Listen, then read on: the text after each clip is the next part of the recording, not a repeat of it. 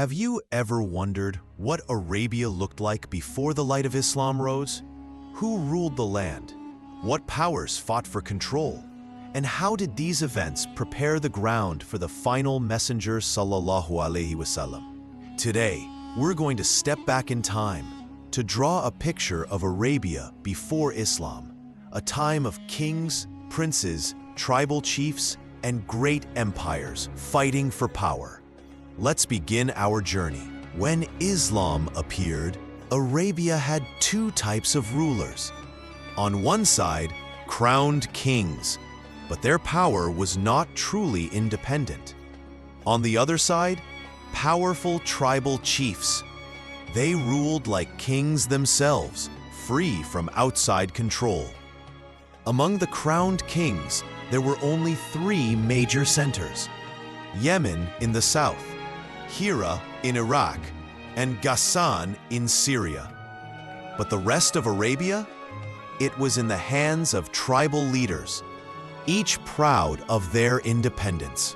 Let's focus on Yemen, the heart of ancient Arabian civilization. The people of Sheba, known as Qahtani Arabs, were among the oldest and strongest nations of Arabia. Archaeological discoveries tell us their civilization was thriving even 25 centuries before Christ. Their land was fertile, their trade routes rich, and their power stretched far beyond Arabia. But their history can be divided into four great ages. First age, before 650 BC, their kings were called Maghrib Sheba, ruling from the capital Sarwa. It was during this time they began building something remarkable, the famous Marib Dam. This dam became the lifeline of Yemen, making it green and prosperous.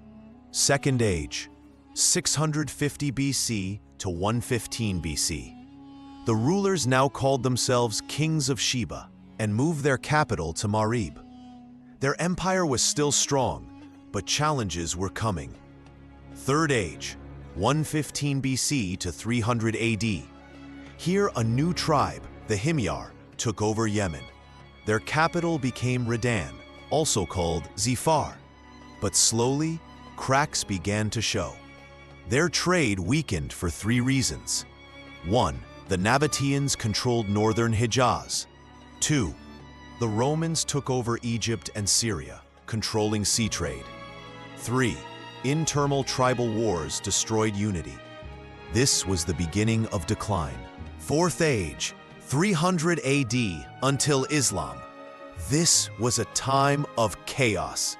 Civil wars left Yemen weak, and foreign powers saw their chance. First, the Romans took control of Aden and pushed the Abyssinians, Ethiopians, to invade Yemen in 340 AD. For nearly 40 years, Yemen lost its freedom. Later, they regained it, but their troubles were far from over. Around 450 AD, disaster struck.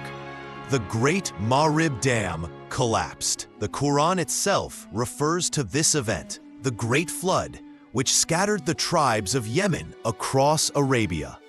This was a turning point, as many Qahtani families migrated far and wide.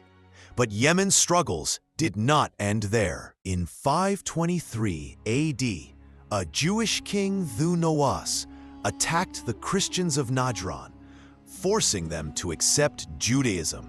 When they refused, he ordered them to be thrown alive into a ditch of fire. The Quran records this tragedy. Cursed were the people of the ditch. Al-Buruj 85:4. This massacre shook the world.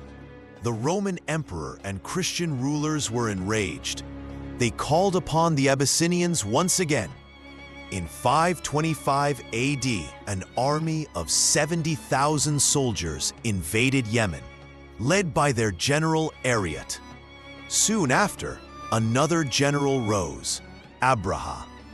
Yes, the same Abraha who marched with his elephants to destroy the Kaaba. But Allah's plan was greater, and Abraha's army met its end in the famous Year of the Elephant. the very year our beloved Prophet Muhammad sallallahu alaihi wasallam was born. After this, Yemen became a battlefield between Persians and Abyssinians. Eventually, with Persian support, Mahdikarib bin Saif Yazan defeated the Abyssinians. But betrayal struck again. He was assassinated, and Persia took full control of Yemen. Persian governors ruled until the time of Badan, the last Persian ruler of Yemen. And here comes the beautiful twist of history. Badan himself embraced Islam in the lifetime of the Prophet sallallahu alaihi wasallam, ending centuries of foreign rule. So Yemen's story is not just about kings and wars. It's about how Allah prepared the stage for Islam. Civilizations rose and fell. Foreign empires came and went, until the land was ready to receive the final message of guidance. In our next episode, we'll explore rulership in Heerah and Ghassan, and how these powers also shaped the history before Islam. So stay tuned. If you enjoyed this journey into history, don't forget to like this video, share it with friends, and subscribe to our channel for more Islamic history stories. And remember, watch the full video on our channel for deeper insights.